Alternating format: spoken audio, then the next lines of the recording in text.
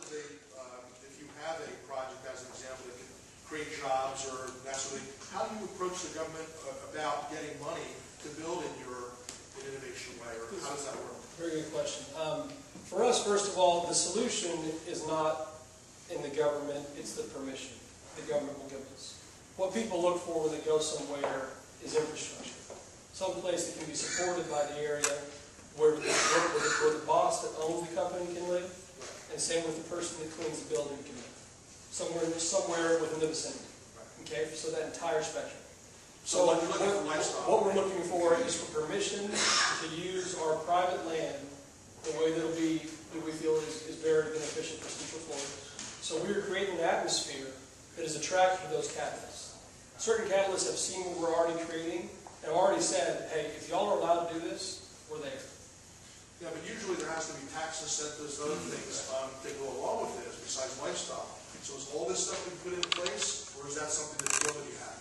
Well, yeah, part of the connection is, and SLR is an active member of the Local Economic Development Commission, and so EDC works with, Enterprise Florida works with OTED, which is the Office of Tourism, Trade, and Economic Development. So all the connections have been made at that level, and so they're involved with all that same process. You're absolutely correct in that the state has dollars set aside for incentives, tax breaks, and other things that get people here, and SLR is an active member of that food chain, if you will. I'm president of Suburban Land Reserve. I live in Salt Lake City. Let me say that it'll be full spectrum. We expect the housing product in ICP to span literally from the executive housing. When I hear that word, I think they've known that, something like that, right, to the service workers. And the project itself is mandated to have certain densities in various areas, so that it will be a market-driven, but it will be a very descriptive spread of housing. 60% of all of the traffic inside of this project, what that build-out, will stay inside the project. There won't be 60% of the traffic will not be going out as they are now, commuting to jobs. We have contacted Dr. Hitt at the university and have committed to put another $3 million in his hands to build a building in this research park, and we'll donate the first 6 to 8 acres. So we are doing that, subject to our zoning. Without zoning, we just have a bunch of cows. Without zoning, we don't have it. And so some people have said, you're trying to buy your way in the community. No, no, no, no. We've been here for 60 years. The last time we bought into this community was at $600 an acre. We're here because we believe in the vision that the mayor and the county commission has had. We believe in their vision. We're putting our money where our mouth is to support jobs. Jobs. Local jurisdictions, what about the state jurisdictions like DCA, as far as some of the other requirements? I'll outline the line for you. When you have a plan, it goes to the LPA, which is the land planning agency. Then it goes up to the Board of County Commissioners, and that's where we are right now. The LPA has recommended us for transmittal. This is just approving us to plan this project. Plan and zoning, not building. Big, big difference between building and planning, right? Everybody's ever been in real estate. So it goes LPA, Board of County Commissioners, up to the DCA, then it goes back to the LPA, which is then known as the P&Z, the Planning and Zoning Commission. Then it goes back to the Board of County Commissioners, and back to DCA for final approval. And then it's delivered. Both parcels lie within the Innovation Way corridor. These properties have been designated by the county as to be serviced in their urban service limit line. The Innovation Way East property is not in that urban service limit line now, but the county has already, 4 or 5 years ago, designated it for it to be included. Water services, water capacity has already been established by the water company, the local water company, as being able to serve it. In fact, we offered to serve it from water we have over on the ranch, and they said, no, no, no, no. We want the service. We said, fine, service it. Yeah. We don't see that there's any conflict with existing water needs for these new houses versus their capacity to serve. Costs will not be put on until 3 to maybe probably 4 years. Okay, so no, we've not started with negotiations with anyone, because it has not been zoned as such yet. Okay, so again, we're not building houses tomorrow, or the next year, or the next. Can't. Because of that chain we have to go through. Here's the question. If in 2005, Mayor Crotty announced his vision for Innovation Way, and it just seems like in the last couple of years, maybe the last 18 months, that the county hasn't put as much emphasis on making this dream, this vision actually come to fruition.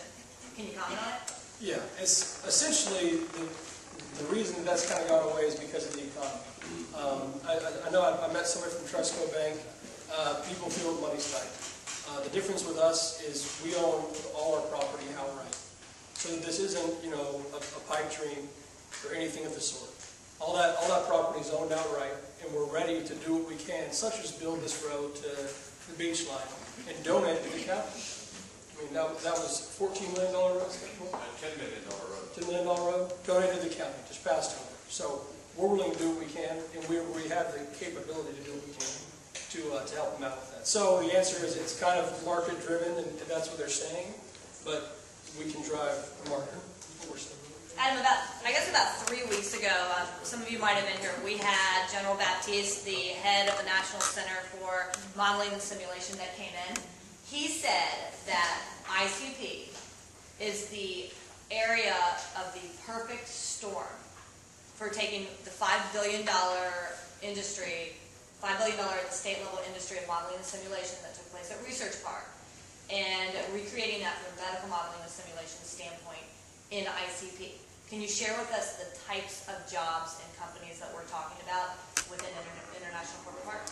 I'm not sure what confidentiality agreements I'm under, so again, I'm going to default to the boss on that. I can tell you that the person, Joe Wallace, who runs Research Park 2, has said that when all goes well and we pass, in the first 5 years, we'll have 18 to 20 catalysts with 1 million square feet, like I said.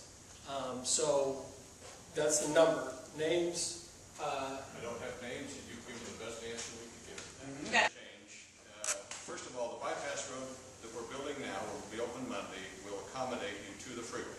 The full interchange will not come until the projects are zoned through the entire process. But part of the contingency the county is asking us before they would zone ICP is that we would sign the agreement to build the interchange. That agreement has been negotiated for 2 years. It is all but inked. We will not sign it, nor will they sign it until it's zoned. The moment it is zoned, we will sign that agreement. In fact, we have to sign that before they vote on it. And that will put a $30 to $35 million project on the ground immediately within 60 days. We spent $2 million designing it. It's 99.9% fully designed.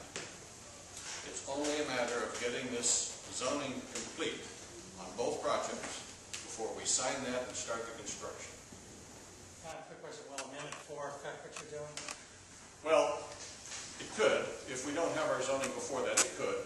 We're not doing this for Amendment 4. We've been in this process for 4 years. So Amendment 4 is not what we're running against. Heaven help us if it ever gets approved, because we'll all be looking for better work. But it is our belief that this project is worthy of consideration, and if Amendment 4 were to pass, we just have to bring it back to the public and have them vote on it. But we still believe it has value and merit for their consideration. So with that said, to wrap it up, if people are interested in either supporting or not supporting this project, what do they need to do either on Tuesday or before Tuesday to make sure their voice gets heard? They need to, first of all, fill out your petition if you're for it, okay, and hand it in. You need to contact your county commissioner, which you can do by going to the county commission website, and just send them a simple statement that says, I support IWE and innovation. And then if you can, please come to the county chambers on Tuesday. It starts at 2:30, and you can come learn every single detail.